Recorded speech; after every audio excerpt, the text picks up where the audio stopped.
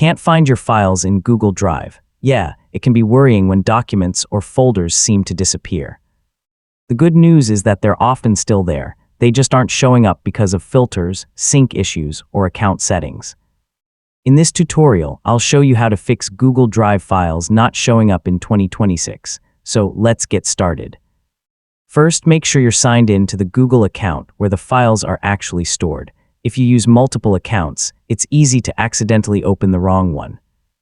Switch accounts if needed, then check your drive again. Next, use the search bar at the top of Google Drive to look for the missing file by its name or file type. Even if a file isn't where you expected, search can usually help you find it quickly.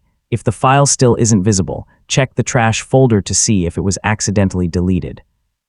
Also look in the Shared with Me section if someone else owns the file. Many missing files turn out to be in one of these locations. Now refresh the Google Drive page. If you're using Google Drive for desktop, restart the application and allow it to sync again.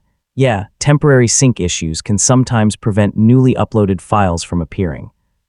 Review your current folder, sorting options, and any active filters. Sometimes files appear to be missing simply because they're sorted differently or hidden by a filter. Resetting these options can make the files visible again. Finally, make sure the file wasn't moved to another folder and confirm that your Google Drive storage isn't full, since storage issues can affect syncing.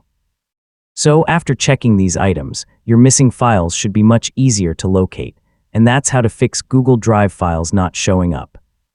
In most cases, checking the correct account, searching your drive, reviewing the trash, and refreshing sync will solve the problem. I mean, your files are often still there, they're just hiding in an unexpected place. Thanks for watching, and I'll see you in the next tutorial.